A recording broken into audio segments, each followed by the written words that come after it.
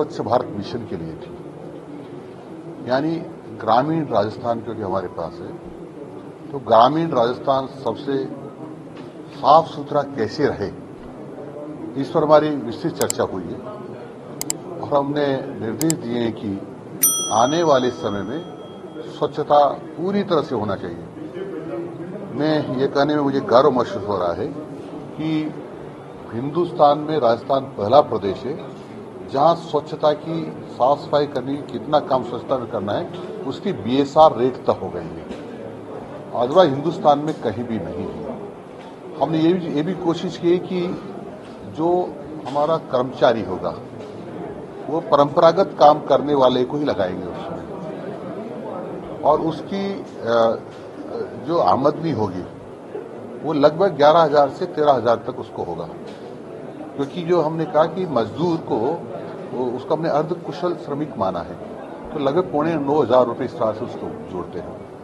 उसके अलावा हमने कहा 8 घंटे से ज्यादा काम लोगे तो ओवर टाइम देना पड़ेगा, छुट्टी के दिन काम लोगे तो ओवर टाइम देना पड़ेगा। जैसे आपने देखा होगा सब कानूनों में पहले ही तय है कि यदि छुट्टी के दिन काम करता है तो एक दिन को 2 दिन मानना पड़ेगा।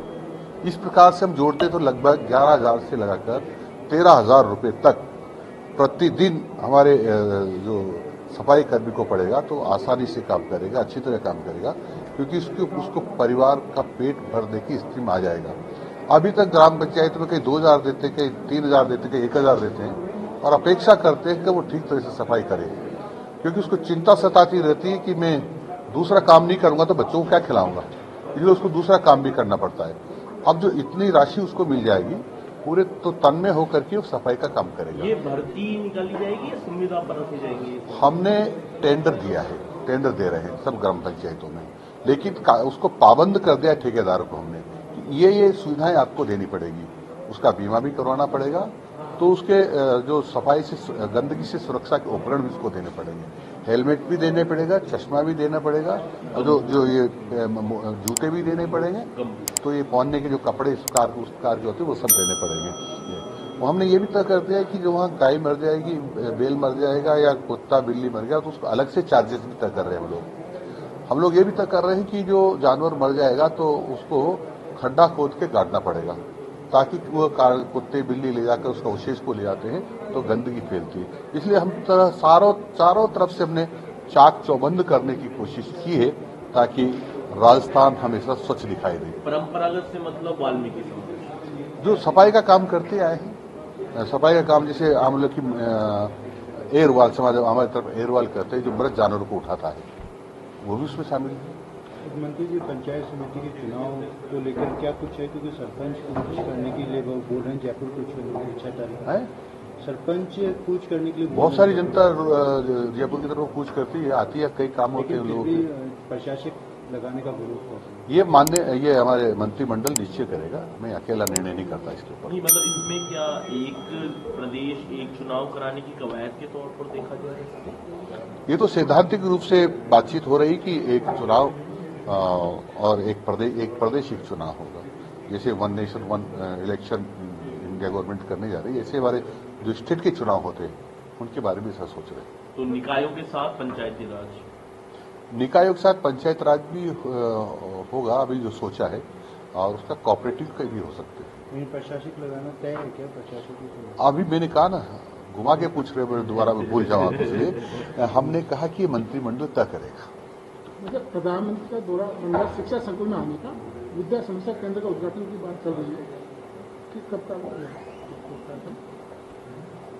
देखो, हम चाहते हैं कि सभी शिक्षकों का हम यहाँ से मॉनिटरिंग कर सकें, सभी स्कूलों का मॉनिटरिंग कर सकें, और इस प्रकार से एक केंद्र हमारा बनाया जा रहा है। और क्योंकि माननीय प्रधानमंत्री जी इसमें काफी रुचि रखते हैं, तो हमारा प्रस्ताव है कि माननीय प्रधानमंत्री जी और इसका उद्घाटन करें। 9 तारीख को आ ही रहे हैं प्रधानमंत्री जी, क्या उस दौरान तक?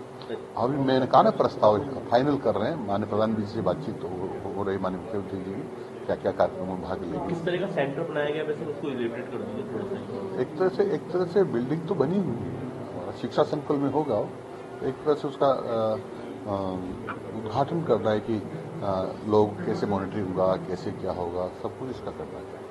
वैसे प्रदेश में एक समान परीक्षा होने जा रही है अर्धवार्षिक, शुल्क बढ़ा दिया जाए। निजी स्कूल विरोध कर रहे हैं, हालांकि मान्यता रद्द करने की बात भी कही गई है।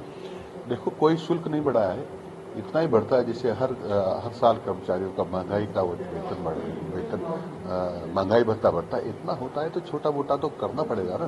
कागज का भाव बढ़ जाता है और भाव बढ़ जाता है, कर्मचारी की तनख्वाहें बढ़ जाती है, तो कोई विशेष नहीं बढ़ाया है। लेकिन निजी स्कूल की पालना नहीं करता है, जैसे कि पिछले सब देखा जाता है। हम कोशिश कर रहे हैं पालना करें, पालना नहीं करेंगे तो उससे बच्चों को ठीक प्रकार से पढ़ाई नहीं हो पाती है।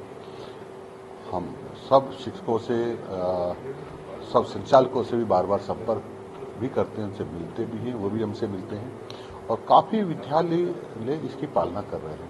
कुछ हो सकते हैं बड़े लोग जिनको डर नहीं हो कि हमारे साथ कौन कार्रवाई करेगा, लेकिन उनको डर निकाल देना चाहिए।